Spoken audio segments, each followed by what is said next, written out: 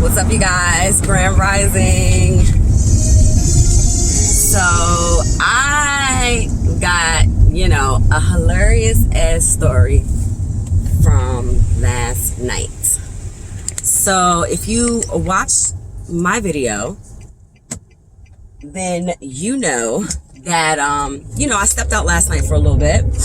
And just lately, I've been like going out by myself, just doing my own thing or whatever. So,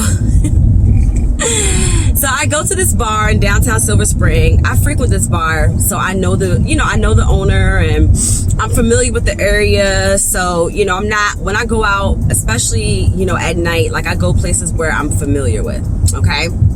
So I go to this bar, and it's a hookah bar. So I just wanted to, smoke some hookah, chill. They play Afro beats and stuff, and it's a real chill spot. So I go in there, I'm minding my motherfucking business. I know the bartenders now, so I'm speaking to the bartenders, hey, what's up, or whatever. So I sit down, enjoying myself, got my hookah, whatever, and this guy behind me, starts talking to me or whatever. So, I'm holding a conversation. I'm not no stuck-up chick. Like, when I go out, I talk to people, because you just never know who you gonna meet, right?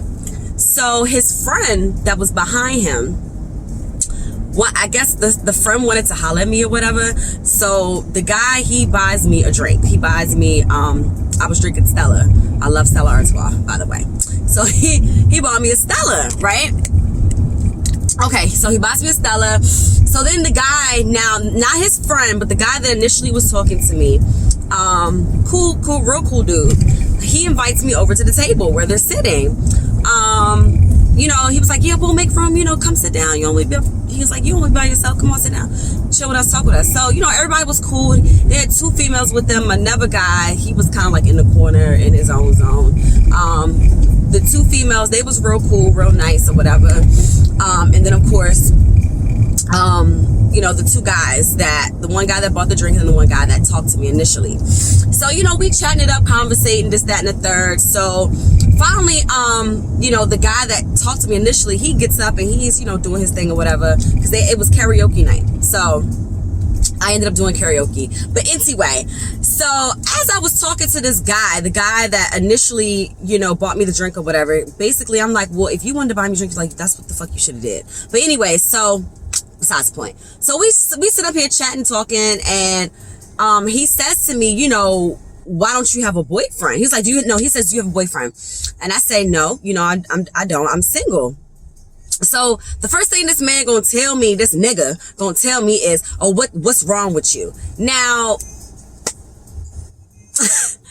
let me tell y'all this, okay? So first of all, I know that I have grown a lot, because back in the day, if somebody would have said that shit to me, I would have either cussed his ass out, or I would have went into pick Misha mode, okay? Pick Misha meaning like, pick me, hello, pick me. Like, the chick that just wants a man just to have a man because she want to tell her friends that she got a man, but this nigga ain't no motherfucking good. Yeah, that's what black people do. That's what we do, okay? That's what black women do, all right? So anyway, not saying all of y'all, but a lot of us fall victim to the pick Mishas, okay? The pick Misha syndrome.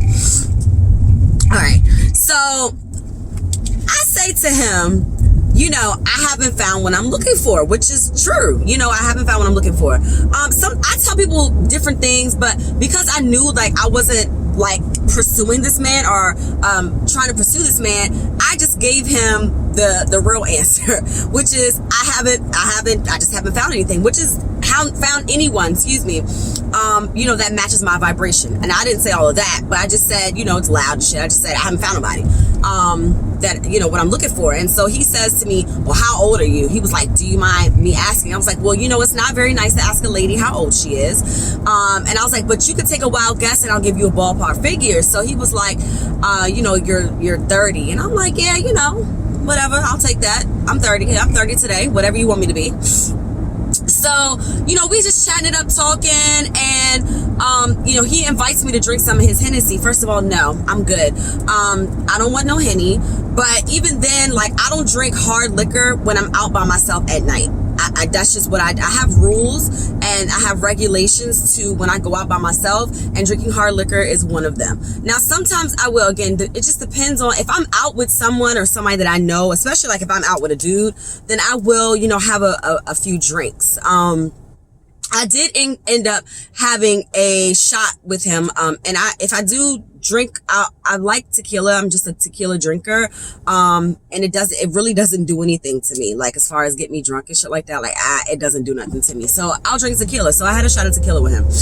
So in the midst of the conversation, he gonna tell me, cause we're conversating back and forth, just about everything, about life. I'm getting on him about him drinking that damn diet soda. He telling me that he's diabetic. I said, well, how do you think you became diabetic? You know, I'm like, you know, I'm dropping jewels on him. I'm dropping seeds in him, because I always try to empower people, even in conversation, even if I'm out and we partying, you know what I'm saying? Like, I'm always gonna drop some knowledge, because I always feel like I should leave people with something. Even if, you know, I don't leave you with my number, I want to leave you with something. So in the midst of us conversating about everything, you know, he's telling his friend, oh my gosh, she's so smart. And I know he's sitting there trying to figure me out, you know, because most men try to figure out women within the first, like, basically 5 minutes of them having a conversation, maybe even less. And this man, like, people can't figure me out because my energy is crazy. So I know that he's trying to figure me out and he can't figure me the fuck out. So I'm sitting over there, I'm dying, like, inside, I'm just cracking the fuck up, because I'm like, yeah, you know, this nigga, he trying to figure me out, and like, he just can't put his finger on what it is about me that he's trying to figure out. So he gonna tell me that I need to lower my standards. Okay, now that is where we draw the line. You gonna tell me I need to lower my standards because you feel like, because he says, oh, when I saw you walk in, I was like, oh my gosh, she's perfect. And I'm like, see, that's where we all go wrong. He was like, you're flawless. That's what he said to me, I'm flawless. And I said, no. Like, I have flaws. You know, and what most pick-me-shas will do, I ain't got no flaw. No, I'm perfect. You know what I'm saying? Like, I'm not a pick-me-sha. I don't need you. You know what I'm saying? Like, I don't need to vet you, number one. Number two, I don't need for you to be on my team. I don't need to have you as my dude, you know, as my nigga. Like, I don't need that shit. So anyway, girl, long story short, basically, you know, I had to let his ass motherfucking know that, you know, I don't need to lower my standards. I never will lower my standards. That's like telling a college student who graduates from college, that comes out with a degree and goes to get a job, and the job tells them that, you know what I'm saying, they need to start at this level, but this person knows that they have experience, so therefore they're asking for more. Like, you know, I don't need to lower my standards in order to vet you, number one, but number two, to give you the, you know, to basically, like, I don't even know what the word I'm trying to say right now, but I'm sure you could think of it. But basically, I don't need validation. I don't need to lower my standards to validate you, to make you feel better about yourself because you don't want to raise your standards to me. You know what I'm saying? I will never do that. So if I got 2 pennies, best believe that my man better have 3 or more. You know what I'm saying? Like, I'm never going to lower my standards for any fucking body. Not no job, not no man, not no female, nothing. Never will I lower my standards in business. No, you got me fucked up. So he was just making all types of crazy ass comments. Then he gonna tell me, oh, you want a white man. You want a white man. And I'm like, no, I want black men to step the fuck up and become greater and better than what they are, what they have been led to feel like, or led through, you know, societal constraints. You gotta bust through that ceiling, that glass ceiling. Like, you don't, and that's, woo, so many things I want to say right now, but that's these niggas' problem. Yeah, that's black men's problem, is that they want us black women to lower our fucking standards in order to meet at their low ass motherfucking vibrations. Like, ain't nobody lowering their motherfucking vibrations for your, and you not even worth it, my nigga. You got your front teeth missing. You know what I'm saying? You overweight. You looking real sloppy out here. You have on the shirt that says anything can happen, but you gonna tell me I need to lower my motherfucking standards? Man, miss me with that bullshit, y'all. I'm telling you. Hey, anyways, that's all I really wanted to say on that shit. I was just completely floored by the fact that this man really tried to insult me. He really thought he had a upper hand. Then he gonna invite me to breakfast afterwards. And I'm like, first of all, I don't eat breakfast at 2 o'clock in the morning. I have to go to the shop in the morning. I have clients. Like, I got shit to do. All right. Not only that, this man then tries to say to me that he wants to get in my car. Oh, I'm about to get in the car with Shawty. Nigga, you ain't getting in my motherfucking car. I said, where's your motherfucking car? This nigga didn't even drive. He over there faking like he got the key in his hand. His boy like, come on, man, give me the keys to the car so I can get the car. And I'm like, yeah, give your boy the keys to his car so he can go get his car, because your lame ass ain't even driving. Like, let alone that, you don't even have a job. Like, he talking about something. I said, yeah, your friend told me he's a sushi chef.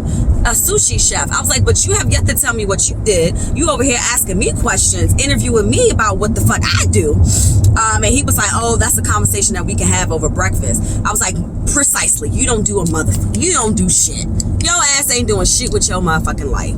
So anyway, to make a long story short, once again, like I said, after all the bullshit that he was talking, I ended up walking out not having to pay a damn thing, okay? Because bruh must have took care of that check quick.